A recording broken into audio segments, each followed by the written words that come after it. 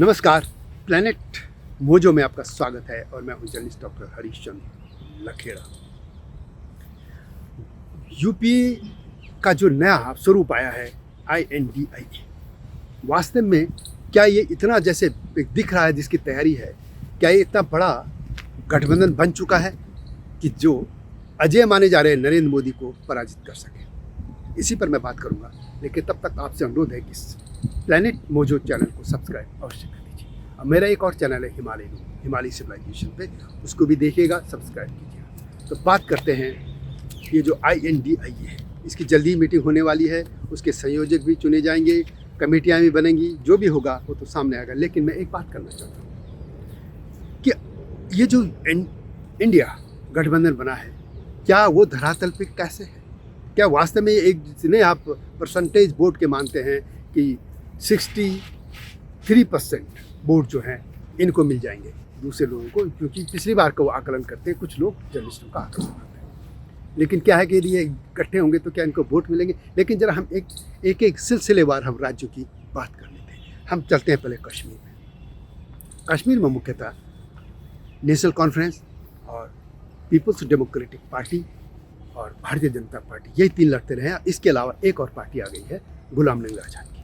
अब इस बार वहाँ पे 4 पार्टियाँ होंगी। जाहिर है कि गुलाम नबी कांग्रेस को कमज़ोर करेंगे। लेकिन क्या ये मानिए कि क्या ये बाकी NC नेशनल कॉन्फ्रेंस और PDP एक साथ हो जाएंगे? लगता नहीं। बीच में आपको एक शोरगुल भी दिखाई देगा, सुनाई देगा, तो इसको भी आप देखिए, जहाज उठते रहते हैं यहाँ पे। और इसलिए मैं इस बार एडिट नहीं कर रहा वीडियो को, मैं चाहता हूँ कि ये चलो चलिए। अब उसके बाद आ जाते हैं पंजाब में आम आदमी पार्टी जो वहाँ पे स्थापित हुई है वो कांग्रेस को हरा के हुई है। बाकी लगता है कि भारतीय जनता पार्टी और श्रोमणी अकाली दल एक साथ फिर आ जाएंगे।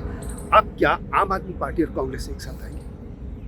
और यदि आते हैं तो फिर क्या होगा, ये देखने की बात होगी। तो यहाँ पे जरूर लगता है कि यदि एक साथ आ गए तो इसमें इंडिया जो गठबंधन है थोड़ा सा आगे दिखेगा।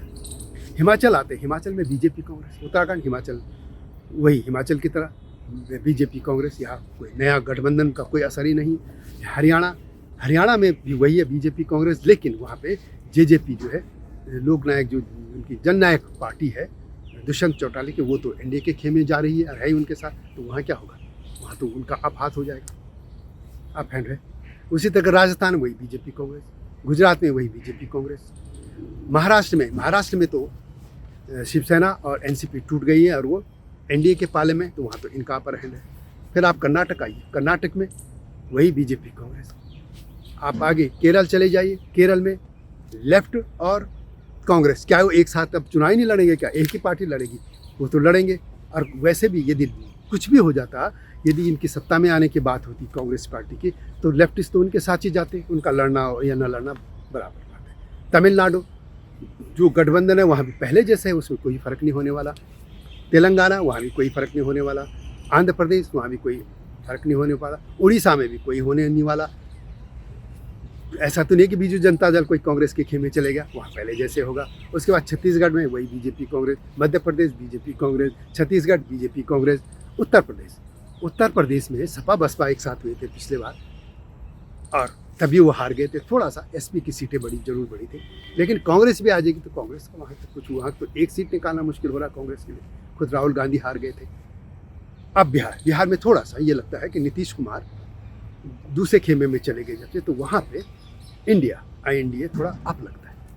लेकिन पश्चिम बंगाल में है BJP और जो ये ममता बनर्जी की पार्टी है तृणमूल कांग्रेस, उसी का होना है। कभी भी वहाँ पे ये मान के चलिए कि लेफ्ट फ्रंट और ममता की पार्टी का कोई गठबंधन होने से रहा। अब तक जो बातें सामने आ रही, आगे हो जाए कह नहीं सकते। नॉर्थ ईस्ट असम में वही कांग्रेस और वही BJP। बाकी जो छोटे छोटे राज्य वहाँ पे जो गठबंधन के हैं उसे NDA के पाले में, उनका वही होना है सिक्किम तक लेके। अब आप इधर आ जाइए, हरियाणा हो गया, बाकी अधिकतर राज्य तो हो ही गए हैं, लगता कोई छूटा भी नहीं है। तो अब इसमें कौन सी ऐसी चीज़ हो गई जो पिछले चुनाव की तरीके से अब में फेरबदल हो रहा है? 1-2 स्टेट जरूर है, एक हम बिहार कर सकते हैं, थोड़ा सा समीकरण बदले हैं। और हाँ, दिल्ली में कांग्रेस और आम आदमी पार्टी पहले तो होना मुश्किल है, यदि हो भी जाए तो मुझे लगता है कि दिल्ली में एक बात होती है कि सेंटर में मोदी और दिल्ली में केजरीवाल, यदि ये फार्मूला चला तो फिर इनका एक साथ आना कुछ उनको होने से रहा। तो अब बाकी कौन से स्टेट रह गए कि जहाँ ये इंडिया ये एक साथ होकर इकट्ठा करने वाला है। तो ये ऐसा तो नहीं है कि बहुत बड़ा दूर से एक बहुत बड़ा गुब्बारा फुला दिया गया है और जब उसकी हवा निकलेगी तो वही फुस हो जाएगा। तो आकलन तो ये है कि लगता नहीं है कि जो 2019 के चुनाव से इस बार कोई परिस्थितियाँ बदली नजर आ रही हैं। इसीलिए मुझे लगता है कि प्रधानमंत्री नरेंद्र मोदी कहीं भी जा रहे हैं, उनका जो कॉन्फिडेंस लेवल दिख रहा है, आत्मविश्वास, वो अलग दिख रहा है, क्योंकि ये सब यही बातें हैं। और एक और बात रह गई थी कि यदि प्रधानमंत्री इनका जो कैंडिडेट है उसका नाम भी उन्होंने भी घोषित नहीं किया, तो आखिर जनता के पीछे कैसे जाएंगे। तो ये मेरा आकलन था कि मुझे लगता है कि बहुत ज़्यादा परिस्थिति में चेंज होने वाला नहीं है, क्योंकि ये पार्टियां ऐसा नहीं है कि किसी स्टेट में बहुत ज़्यादा इनका असर था, छुटपुट इलाकों में थोड़ा बहुत ज़्यादा है, तो उनका क्या असर होगा तो देखते हैं। वैसे तो जनता जनार्दन, जनता क्या करती है, लेकिन अभी तक के जो आंकड़े या जो मेरा एनालिसिस जो दिख रहा है वो ये कह रहा है कि 2019 और 2024 में बहुत ज़्यादा असर होने वाला नहीं है। इस तरह के मुद्दों के साथ आपके सामने आता रहूँगा और इस प्लेनेट मोजो चैनल को देखते रहिएगा। अगली जो वीडियो आएगी नए मुद्दे के साथ, उसको भी देखिएगा। तब तक नमस्कार। हिमालय पे पेड़ हो तो गीत गाएंगी नदियाँ, गीत गाएंगी नदियाँ। पेड़ों पे चिड़िया है तो गीत गाएंगी नदियाँ, पेड़ों पे चिड़िया है तो गीत गाएंगी नदियाँ। माँ की लोरी जैसे होते हैं नदियों के गीत।